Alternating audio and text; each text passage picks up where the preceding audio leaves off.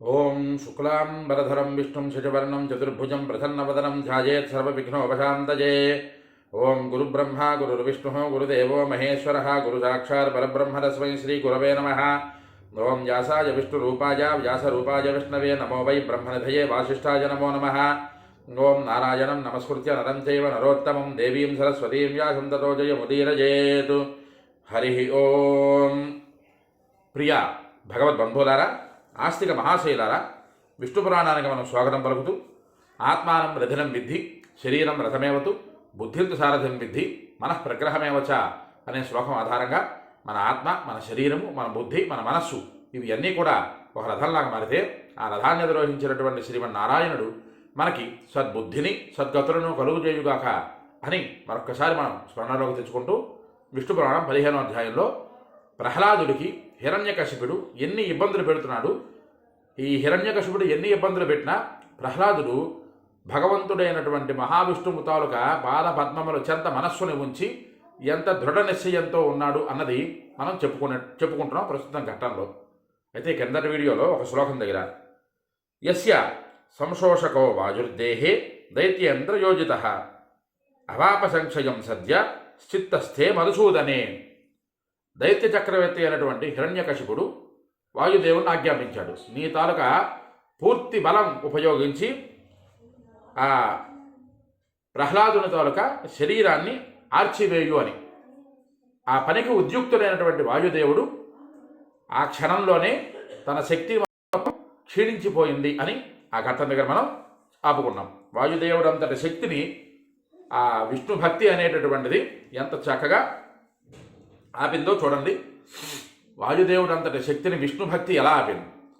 ప్రహ్లాదుడు తాలూకా ఏకాగ్రచిత్తమైనటువంటి మనస్సు, ఆ ఏకాగ్రచిత్తమైనటువంటి మనస్సులో ప్రహ్లాదుడు విష్ణుమూర్తిని గురించి స్తుతించినది, జపించినది, తపస్సు చేసినది, అంత మహోత్కృష్టమైనటువంటి శక్తి ప్రహ్లాదుడికి వజ్రకవచంగా ఉంటుండగా ఇంకా ఎన్ని ఆటంకాలు వచ్చినా సరే ప్రహ్లాదుడి తాలూకా అత్యద్భుతమైనటువంటి భక్తి తత్పరత ఇక్కడ మనకి కనిపిస్తుంది.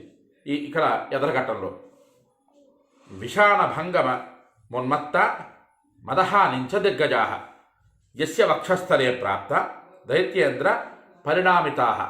ఇక్కడ ఈ ప్రహ్లాదుడికి హిరణ్యకశిపుడు ఎలాగైనా సరే క్షోభ పెట్టాలి అనేటటువంటి ఆలోచనతో దిగ్గజములు అనేటటువంటి ఏనుగులు, ఐరావత పుండరీగో వామన కుముదోంజన అనేటటువంటి ఏనుగులు ఉన్మత్త దిగ్గజాలు.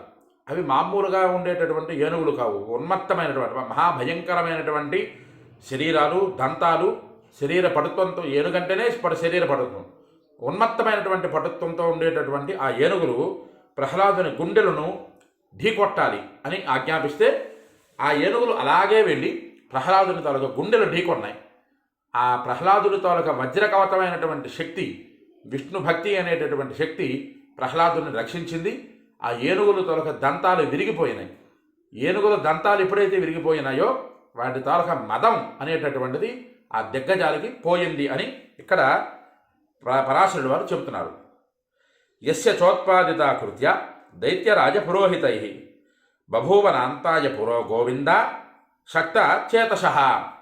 ఇక్కడ ఈ పరమేశ్వరుడైనటువంటి విష్ణువు యందు, గోవిందుని యందు ప్రహ్లాదుడి తాలూకా చిత్తం తగులుకొని ఉన్న కారణంచే దైత్యరాజ పురోహితులు మొదల సృష్టించినటువంటి కృత్య ఆ ప్రహ్లాదుని కరతీర్చలేకపోయింది. రాక్షసత్వం అంటే ఇక్కడ ప్రత్యక్షంగా మనకి కనిపిస్తున్నది. ఇక్కడ ఏమిటా రాక్షసత్వం? కుమారుణ్ణి చంపాలి అనేటటువంటిది హిరణ్యకశిపుడి తాలూకా రాక్షసత్వం. ఆ రాజుగారు ప్రహ్లాదుడి కోసం ప్రయోగించబడాలి, ప్రయోగం చెయ్యాలి అంటూ ఆ రాజపురోహితులను ఆజ్ఞాపిస్తే రాజపురోహితులు ప్రహ్లాదుడి మీదకి ఒక కుర్చని విడిచిపెట్టారు. అభిచారికమైనటువంటి వామాచార తాంత్రికమైనటువంటి పూజలు చేసి ఒక భయంకరమైనటువంటి ఒక కుర్చని విడిచిపెట్టారు. ఆ కృత్య దాని ప్రభావము ప్రహ్లాదుడి మీద లేశమాత్రం కూడా లేకుండా గోవిందుడు రక్షించాడు ప్రహ్లాదుడిని. ఎలా రక్షించాడు?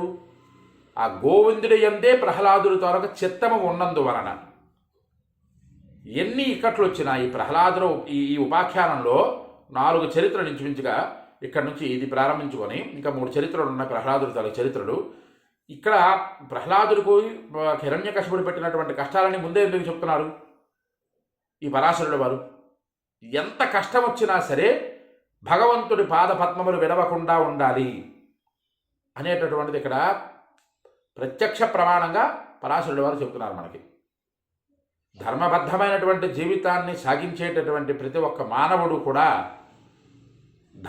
ధర్మ చట్టంలో నడుస్తున్నటువంటి ప్రతి ఒక్క మానవుడికి కూడా ఎన్ని కష్టాలు వచ్చినా సరే భగవంతుడు పాద పద్మాలు విడవకుండా ఉండాలి అన్నదే ఇక్కడ ప్రహ్లాదోపాఖ్యానంలో మనం ప్రత్యేకంగా తెలుసుకోవలసినటువంటి విశేషణం.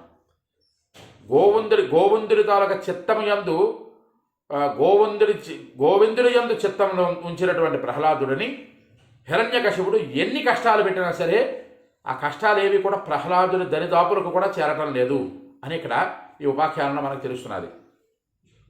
శంభరస్య చ మాయానాం సహస్రమతిమాజినః యస్మిన్ ప్రయుక్తం చక్రేణ కృష్ణస్య వితధీకృతం.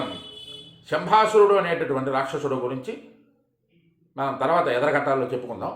ఈ శంభాసురుడు అనేటటువంటి రాక్షసుడు మహామాయావి అయినటువంటి వాడై ప్రహ్లాదుడి పైన ప్రయోగించినటువంటి వేలాది కొలది మాయలను విష్ణువు ప్రయోగించబడ్డ చక్రం వమ్ము చేసింది.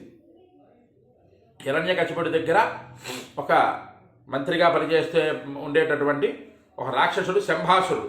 ఆ అసురుడు ప్రహ్లాదుని చంపాలి అనేటటువంటి దీంతో ఎన్నో వందల వేల కొలది మాయలు ప్రయోగిస్తే ఆ ప్రయోగాలన్నింటినీ కూడా ఆ విష్ణుమూర్తి సుదర్శన చక్రంతో అడ్డుకున్నాడు.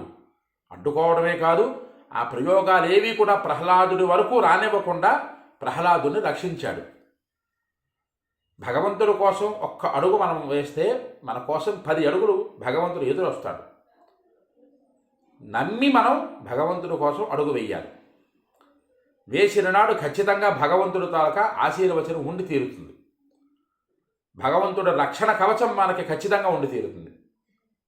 చూడండి, ఒక దేవాలయంకి వెళితే లేదా ఒక పూజ చేస్తే, ఒక దాన ధర్మాది క్రియలు చేస్తే కలి ప్రభావానికి లోనైనటువంటి మానవులను మనం ఇగో ఇది చేస్తే అవుతుంది అనేటటువంటి నమ్మకంతో ఈ రోజుల్లో ఉండడం చాలా కష్టం. అవుతుందా అవ్వదా, ఇగో ఈ తీర్థంలోకి వెళితే ఈ పుణ్యం వస్తుంది అంటారు కదా, అది వస్తుందా రాదా, ఈ దేవాలయ దర్శనం చేస్తే ఈ పుణ్యం వస్తుంది కదా, వస్తుందనేటటువంటి నమ్మకం ఏమిటి? ఇగో ఈ పూజ చేస్తే ఈ కామ్యకర్మ ఈ కామ్యం నెరవేరుతుంది కదా, ఈ కామ్యకర్మ చేస్తే ఆ కామ్యం నెరవేరుతుంది అనడానికి గ్యారంటీ ఏమిటి? ఇలాంటి దిక్కుమాలినటువంటి మనస్తత్వాలు ఉండేటటువంటి మానవులందరికీ కూడా ఒక చెంప పెట్టి ఇక్కడ మనకి ప్రహ్లాదోపాఖ్యానంలో తెలుస్తున్నారు. భగవంతుడి యందు చిత్తముంచినటువంటి ప్రహ్లాదుడికి ఎన్ని ఆటంకాలు ఎదురైనా సరే విష్ణువు కవచంలాగా కాపాడుకున్నాడు భక్తుడిని. భగవంతుడు భక్తుడిని కాపాడడం కోసం ఎంతకైనా సరే ముందు వేస్తాడు అన్నది ఇక్కడ మనకి తెలుస్తున్నది.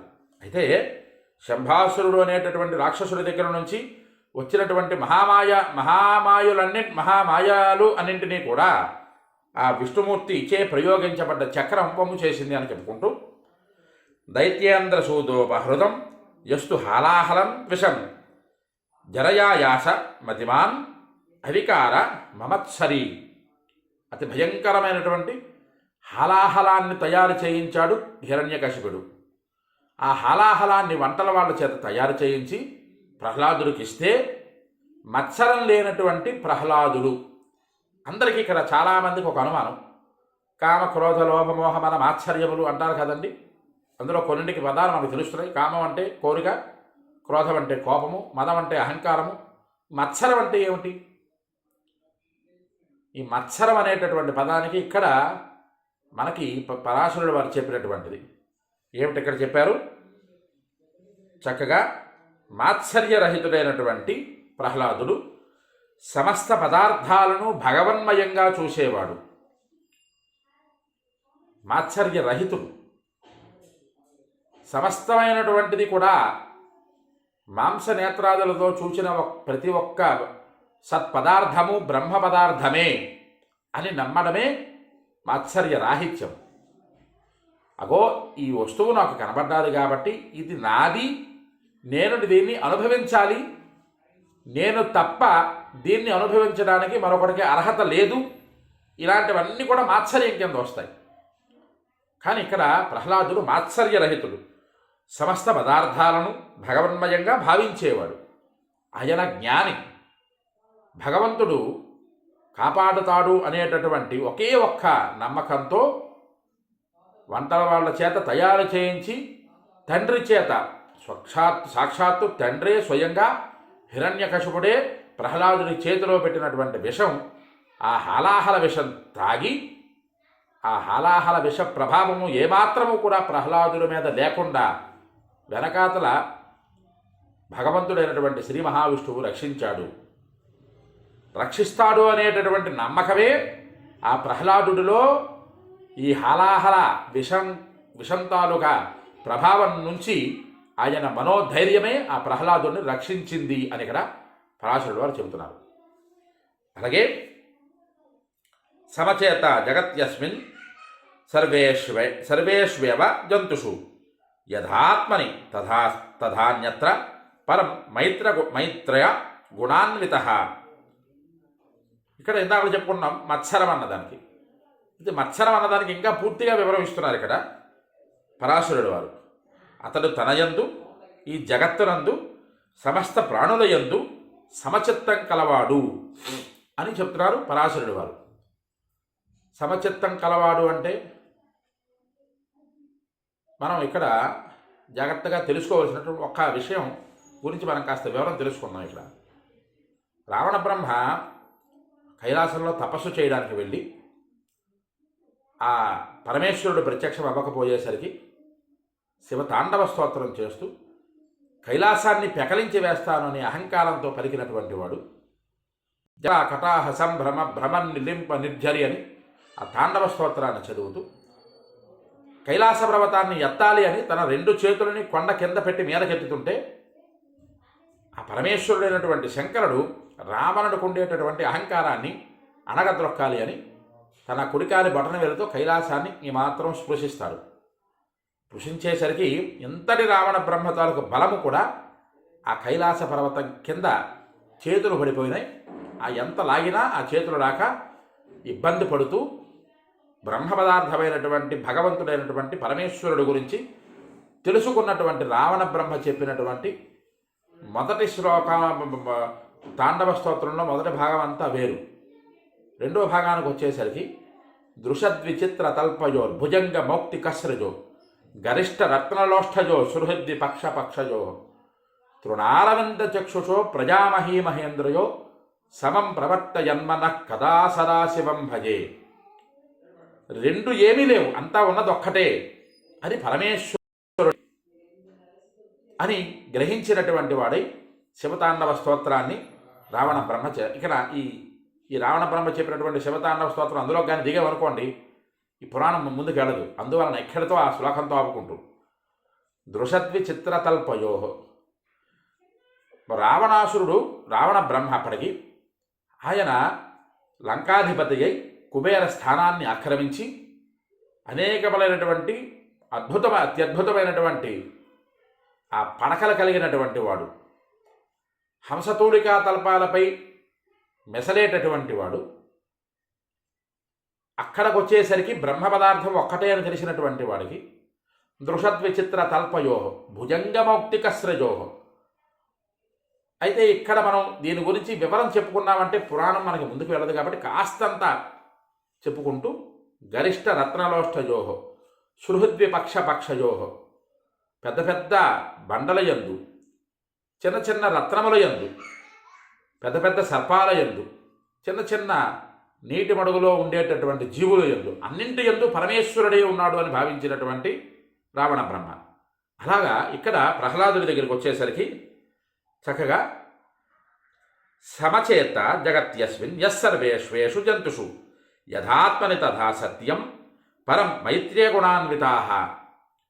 అతడు తనయందు, ఎవరు ప్రహ్లాదుడు తనయందు ఈ జగత్తునందు సమస్త ప్రాణుల యందు సమచిత్తం కలిగినటువంటి వాడై ఉన్నాడు.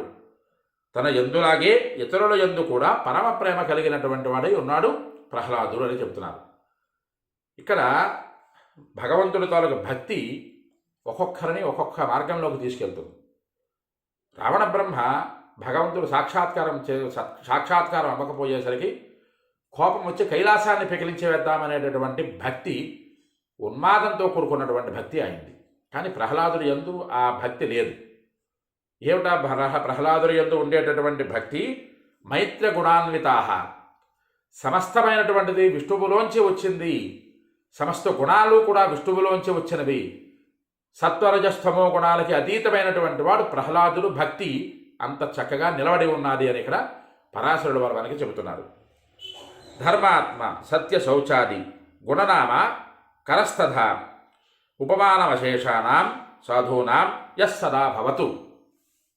ఇక్కడ పరాశరుడు వారు ఈ ఘట్టం 15వ అధ్యాయం ఈ శ్లోకంతో పరిసమాప్తం చేస్తూ, ఎవరైతే సమస్తమైనటువంటి సత్పురుషులకి కూడా ఈ ప్రహ్లాదుడే ఉపమానయుక్తుడై ఉన్నాడు. ఒకరి గురించి చెప్పాలి అంటే ఈ ప్రహ్లాదున్నే ఉపమానంగా తీసుకొని చెప్పాలి. ఒకరి భక్తి గురించి చెప్పాలి అన్నా, ఒకరి తాలూకా సత్యము శౌచము అనేటటువంటి కర్మల గురించి చెప్పాలన్నా, ఒకరి తాలూకా ధర్మము గురించి చెప్పాలన్నా ఈ ప్రహ్లాదున్నే ఆదర్శంగా తీసుకొని చెప్పాలి. అతనే ఉపమానయుక్తుడయ్యాడు అని ఇక్కడ పరాశరుడు వారు చెప్పారు. ఇక్కడ ఈ 15వ అధ్యాయం ఇక్కడితో పరిసమాప్తం అవుతూ ఇకపోతే 16వ అధ్యాయంలోకి వెళ్తున్నాం. ఈ 16వ అధ్యాయంలో ఇంతవరకు చెప్పినటువంటి కథాగమనం, పరాశరుడు వారు కథాగమనాన్ని చెప్పుకుంటూ వెళ్తూ ఉంటే ఇక్కడ ఈ ఘట్టం దగ్గర మైత్రేయ మహర్షి ఆపి మొత్తం 16వ అధ్యాయమే ఇంచుమించుగా దగ్గర మనకి 16 శ్లోకాలతో ఒక ప్రశ్న వేస్తారు మైత్రేయ మహర్షి. దానికి వివరమే హిరణ్యకశిపుడు ఎలా పుట్టాడు, ఎందుకు ప్రహ్లాదుడితో వాదించాడు, ఎలాంటి వాదనలు జరిగాయి వాళ్ళిద్దరి మధ్యన, అవన్నీ కూడా ఈ అధ్యాయంలో 16-17 అధ్యాయంలో మనం తెలుసుకునే ప్రయత్నం చేద్దాం. అంతవరకు ఈ యూట్యూబ్ ఛానల్ అందరూ కూడా సబ్స్క్రైబ్ చేసుకోండి. వీడియో నచ్చితే లైక్ చేయండి, షేర్ చేయండి, కామెంట్ చేయండి. ముఖ్యంగా విష్ణు పురాణాన్ని మీరు వినండి, తరించండి, 10 మంది చేత వినింపజేసి తరింపజేయండి. హరి ఓం స్వస్తి.